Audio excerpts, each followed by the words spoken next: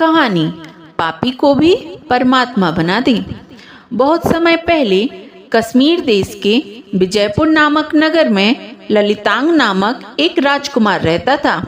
उसके माता पिता ने उसे अत्यधिक लाड़ प्यार दिया, जिससे वह बिगड़ गया। धीरे धीरे उसमें बुरी आदतें आ गईं और वह दुर्व्यसनी बन गया। जब उसकी बुरी आदतें हद से बढ़ गईं तो उसके माता पिता ने उसे राज्य से निकाल दिया। ललितांग नगर नगर भटकता रहा। एक दिन वह चोरों के गिरोह में शामिल हो गया और उनका सरदार बन गया। उसने अंजन गुटिका नामक एक रहस्यमय विद्या भी सीख ली, जिससे वह अपनी आंखों में अंजन अर्थात काजल लगाकर अदृश्य हो जाता था। इस विद्या के कारण वह आसानी से चोरी कर सकता था और लोग उसे अंजन चोर के नाम से जानने लगे। एक दिन अंजन चोर ने राजगृह नगर के राजा के महल से बहुमूल्य रत्नहार चुराया। जैसे ही वह भागने लगा, नगर के कोतवालों ने उसे देख लिया। उन्होंने किसी तरह उसकी अंजन विद्या को नष्ट कर दिया और उसका पीछा किया।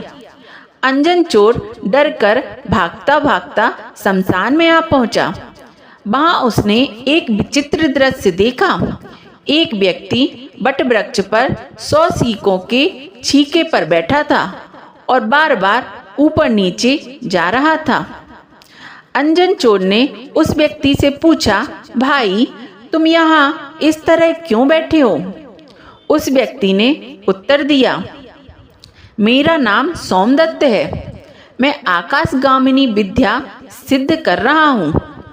इसके लिए मुझे इस छीके पर बैठकर णमोकार मंत्र का जाप करना है, लेकिन डर है कि यदि मंत्र सिद्ध नहीं हुआ तो नीचे गिरकर मर जाऊंगा। अंजन चोर ने पूछा, इस विद्या को कैसे सिद्ध किया जाता है? सोमदत्त ने पूरी विधि बता दी। अंजन चोर ने भी छीके पर बैठकर णमोकार मंत्र का जपना शुरू कर दिया।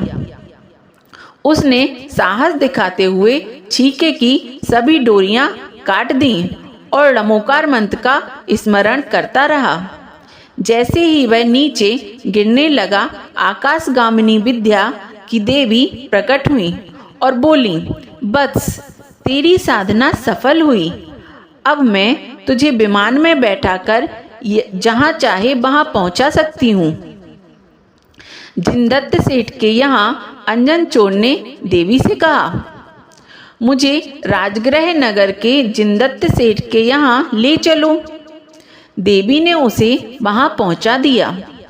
जिनदत्त सेठ बहुत धार्मिक और दयालु व्यक्ति थे। उन्होंने अंजन चोर को भोजन कराया, वस्त्र दिए और उसके साथ प्रेम पूर्वक व्यवहार किया। अंजन चोर को अपने पापों का गहरा पश्चाताप हुआ। अंजन चोर ने अपने जीवन की सारी घटनाएं सेठ को बताईं और कहा, मैं अब अपने पापों का प्रायश्चित करना चाहता हूँ। सेठ ने उसे जैन मुनिराज देवर्षि के पास ले जाकर दीक्षा दिलवाई।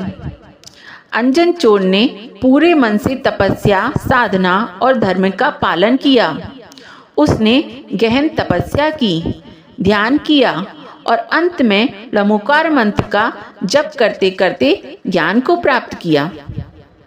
यह कथा हमें सिखाती है कि चाहे कोई कितना भी पापी, अपराधी या भटका हुआ क्यों ना हो, यदि वह सच्चे मन से पश्चाताप करे, धर्म का मार्ग अपनाए और णमोकार मंत्र का जाप करे, तो उसे भी मोक्ष अर्थात आत्मा की परम शांति और मुक्ति प्राप्त हो सकती है।